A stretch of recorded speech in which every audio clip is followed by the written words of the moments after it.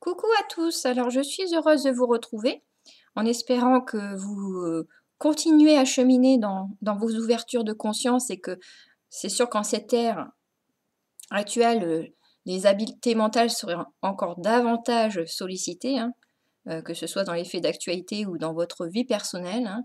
On est de plus en plus dans un cadre qui nous amène à davantage être vigilant à pratiquer la posture d'affirmation juste, à aller rechercher de nous-mêmes les informations, hein, et à avoir ce discernement, hein. Mais le vrai discernement, c'est pas parce qu'on emploie le mot qu'on est dans le discernement, ou c'est pas parce que certaines personnes emploient ce terme qu'elles maîtrisent le sujet, hein, ça c'est clair, hein. Faites attention, comme je vous le dis toujours, le langage de Babylone, hein, c'est ce langage qui amène à pouvoir influencer, pas de façon structurante, nos pensées. Donc j'espère vraiment qu'actuellement, tout ce qui se joue, et qui amène une ouverture en conscience collective de plus en plus profonde, amène chacun de vous à être, de plus en plus vigilant, à faire ce travail de critique de tout, ce qui peut être observé, heu, sur l'extérieur, dans le relationnel, dans les interactions, comme je vous dis toujours, entre les différents groupes systèmes. Et chacun de nous, bien sûr, aurait possibilité d'accéder à toutes ces vérités qui nous permettraient de s'équilibrer entre dehors et dedans dans ce monde polarisé, hein. Encore une fois, l'intelligence, c'est le bon sens, la capacité de synthétiser les informations précieuses. Et comment on récupère les informations précieuses? En s'exposant courageusement et graduellement à toutes nos peurs.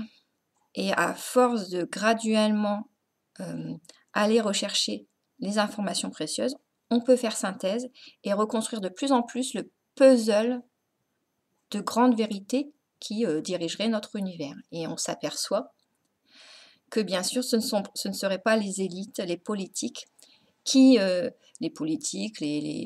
les personnes censées savoir plus que les autres, hein, qui auraient accès à toutes ces vérités, hein, même dans l'univers de la franc-maçonnerie, hein, vous allez décortiquer, vous allez voir comment, euh, tant que l'homme n'a pas libéré son matériel traumatique, ses traumas, et les traumatismes peuvent être plus ou moins signifiants. Ce n'est pas parce que vous avez une certaine culture, une certaine forme d'intelligence à avoir appris plein de choses dans les bouquins. Et c'est, encore une fois, ces informations dans les bouquins, allez les vérifier parce que vous allez voir qu'il y a beaucoup de, euh, que ce soit en mathématiques, en histoire, il y a beaucoup de faits qui sont abordés comme ayant été démontrés, qui reposeraient sur des informations ou des postulats non fiables.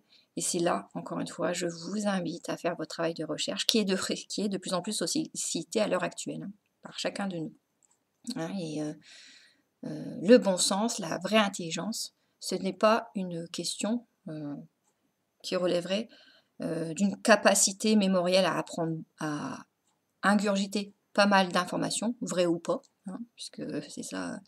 C'est pas une intelligence, c'est pas une capacité à mémoriser des vraies ou fausses informations, hein. L'intelligence, c'est la capacité justement à aller chercher de soi-même les vérités, à critiquer, à discerner ce qui nous est dit par rapport à toutes ces réalités que l'on peut démontrer de nous-mêmes. Et là, comme je vous le dis souvent, c'est dans le cœur, la sagesse qui se joue dans les relations que l'on aurait accès à toutes ces informations, hein. Des dynamiques systémiques qui mèneraient à toutes ces réalités, tous ces codes communs qui géreraient les systèmes. Tout système serait polarisé, tout système fonctionnerait de la même manière, tout serait système et sous-système dans ce monde. Et cela, dans les interactions relationnelles, comme les interactions entre différents systèmes, environnementales, relationnelles,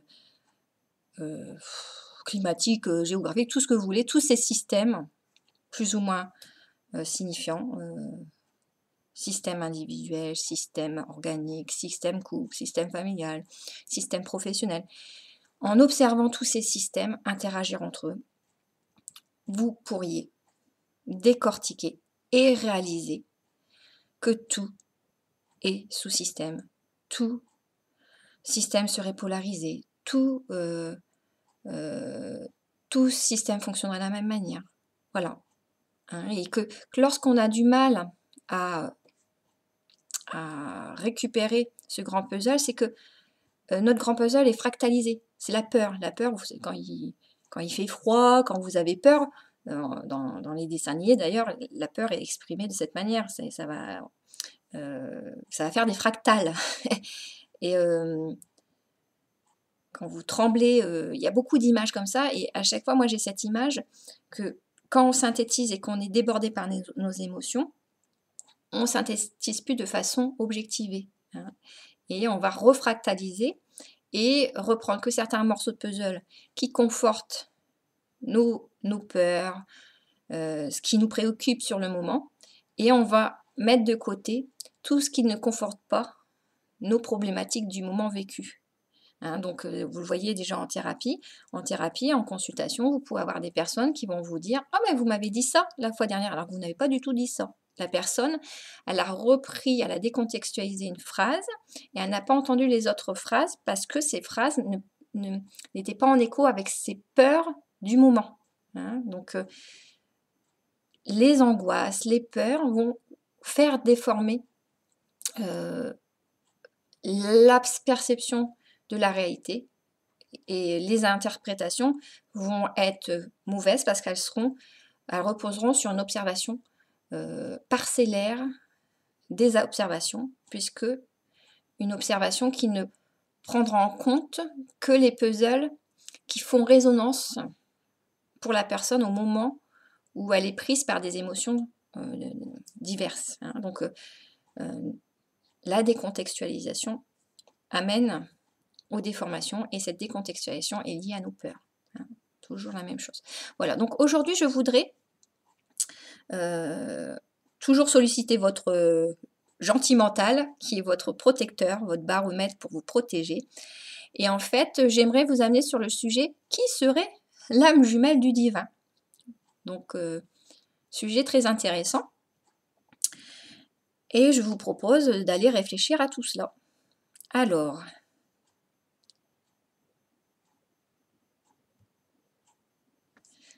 donc dans la logique des systèmes, Jésus serait le divin incarné dans un corps de matière. Hein. Ça au travers des différentes vidéos que j'ai postées ces derniers mois. Hein, on aurait, dans la logique des systèmes, un Jésus qui serait le divin incarné dans un corps de matière. Donc Jésus et divin seraient la même entité. Hein. On serait, Jésus disait même que quand on le regardait lui, on regardait le divin. Hein. Il y a beaucoup de phrases qui permettent de comprendre qu'on aurait affaire au même esprit. Hein. Donc Jésus serait le divin incarné dans un corps de matière. Et vous reprenez toujours le yin et le yang. Hein. Donc il serait constitué d'une certaine façon par les idées, les idées angéliques yin et le corps terrestre humain yang. Hein. Voilà, donc, et plus le monde terrestre libérait son matériel traumatique, plus les deux mondes pourraient se retrouver parce qu'il y aurait de moins en moins d'effets répulsifs entre leurs deux moitiés d'âme. D'une certaine façon, ça serait l'âme du divin qui s'incarnerait dans ce corps terrestre.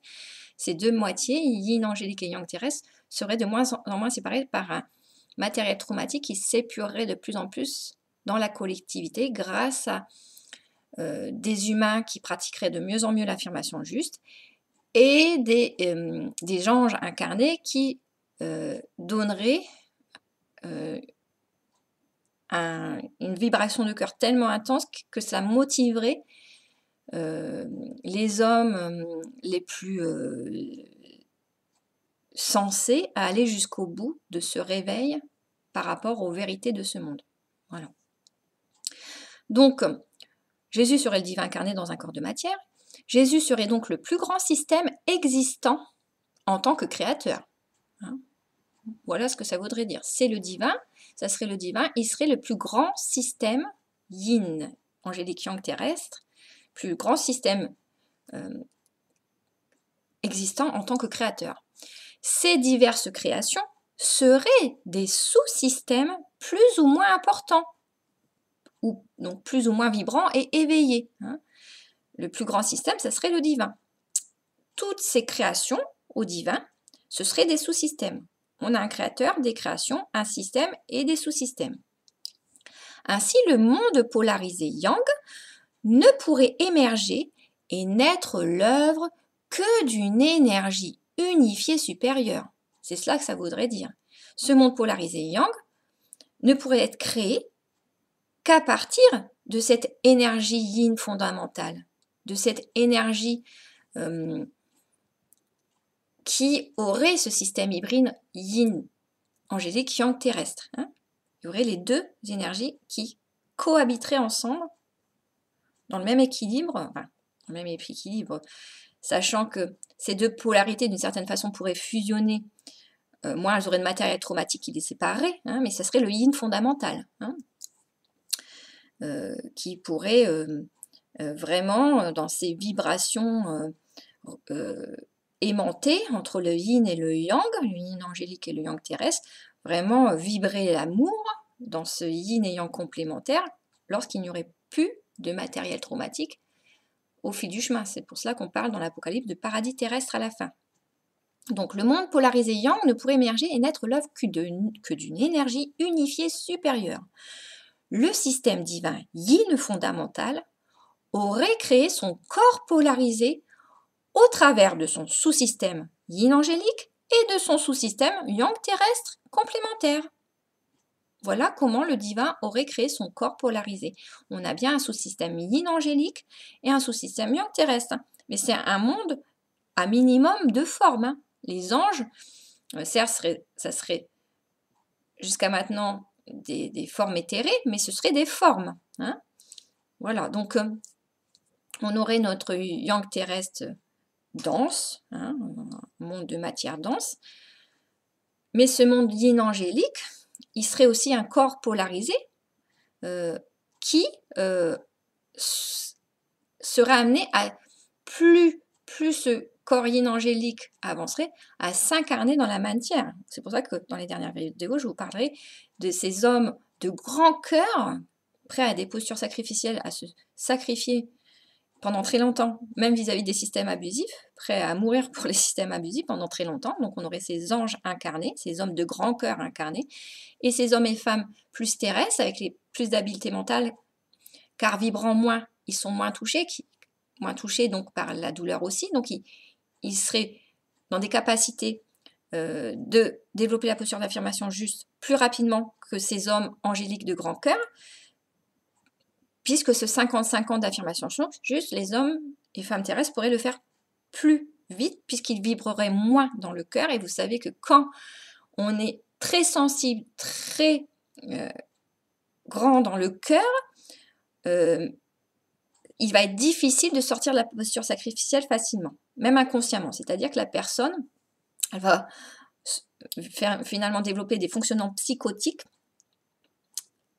ce que l'on voit chez le masculin, hein, de façon transitoire, mais aussi chez les personnes psychotiques, inconsciemment, ou comme elles vont contenir trop leur matériel traumatique, leur douleur, à un moment donné, ça va se décharger dans leurs symptômes sur des bases sécurisantes, tellement ce sera débordant ce matériel traumatique, et plus ils libéreront ce matériel traumatique sur les bases sécurisantes, plus ils pourront rétablir et voir les traumatismes là où ils ont été vraiment vécus. Hein. On le voit hein, dans le monde soignant, les personnes psychotiques ou paranoïaques qui vont accuser des personnes sécurisantes comme les soignants.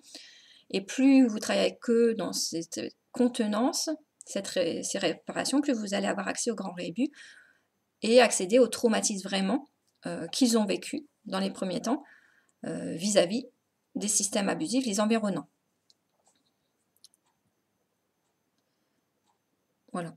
Et puis bon, ça va très loin parce que vous vous rendez compte que même dans le ventre d'une maman, l'enfant peut vivre des choses difficiles, et même avant la naissance, hein, parce que quand je vous parle de système énergétique, même scientifiquement, on peut prouver tout ça, mais ça demande à chaque fois à faire des grandes synthèses. Donc je vous invite à regarder l'ensemble des vidéos à chaque fois et d'expérimenter dans la matière de vous-même. Et vous allez voir qu'on retombe toujours dans une cohérence du grand puzzle, hein. Donc pour revenir à ce grand système divin yin fondamental, on aurait un corps polarisé avec un yin angélique, un sous-système et un sous-système yang terrestre complémentaire. Le yin unifié fondamental donnerait naissance au yang polarisé secondaire. Voilà comment la logique des systèmes met en relief. C'est toujours à partir du yin unifié fondamental qu'on pourra avoir accès à un yang, un sous-système yang, à des sous-systèmes yang polarisés secondaires. On ne pourrait pas avoir le processus inverse. Ça serait illogique de pouvoir avoir un yin unifié à partir d'un yang polarisé secondaire. Le processus donc inverse serait illogique et il engendrerait des déséquilibres signifiants. La matière ne pourrait créer le céleste ou s'assimiler au divin. Ça paraît évident tout ce que je dis, mais vous allez voir que ça a des conséquences quand on ne respecte pas cette règle. La matière ne pourrait créer le céleste ou s'assimiler au divin. Les créations yang ne pourraient pas se confondre à leur créateur yin, en revêtant une identité énergétique hybride similaire à lui le divin. Encore une fois, les créations yang ne peuvent pas se confondre au créateur yin. Vous allez dire, oui, c'est évident. Mais les créations yang auraient tendance à utiliser les outils et les codes du créateur yin dans leur façon de vouloir avancer. Ça, on va le voir encore, mais je vous en avais parlé déjà dans les autres vidéos, mais en pratiquant les codes unifiés, c'est le problème. C'est quand vous pratiquez des codes unifiés dans un monde polarisé, c'est problématique. Voilà. Mais en fait, on verrait donc que le yang polarisé ne pourrait se créer qu'à partir d'un yin fondamental, grand système. Et bien sûr, ce ne serait pas possible le processus inverse, de créer du yin unifié à partir du yang polarisé. Donc quand les hommes, dans leur méditation, dans leur fonctionnement très spiritualisé, tentent d'accéder aux vérités, à l'équilibre au travers de codes unifiés, ces hommes inverseraient les processus d'équilibre et voudraient se faire le créateur. C'est ça que ça voudrait dire. Bien sûr, ça ne pourrait qu'être déséquilibrant. Voilà, donc le monde polarisé serait créé à partir d'une fondamentale, mais quand le monde polarisé terrestre s'équilibrerait, on verrait que on a, de façon très intéressante, des anges incarnés qui cohabiteraient auprès des hommes et femmes incarnés dans des corps de matière. Donc on aurait bien sûr les deux énergie yin angélique et énergie yang terrestre cohabitant ensemble. Mais ce qui serait intéressant de voir à la fin de ce processus d'affirmation juste de la collectivité, c'est que bien sûr on retrouverait d'une certaine façon ce processus complémentaire hybride unifié du yin angélique et du yang terrestre vivant ensemble, mais dans des corps de matière les séparant quand même. Et c'est là qu'on aurait on aurait la possibilité pour le divin de s'incarner, parce qu'on aurait vraiment la possibilité pour le divin d'avoir un corps de matière, puisque les anges incarnés et les hommes et femmes incarnés seraient séparés. Mais comme les énergies vivraient au même endroit, les énergies yin angélique et yang terrestres, il y aurait ce système unifié énergétique qui permettrait au divin de s'incarner dans son énergie unifiée supérieure. C'est ça qui est hyper passionnant, quoi.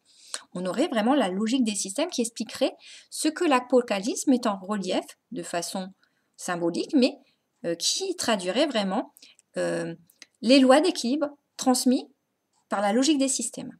Voilà. Vous voyez, comme quoi c'est passionnant.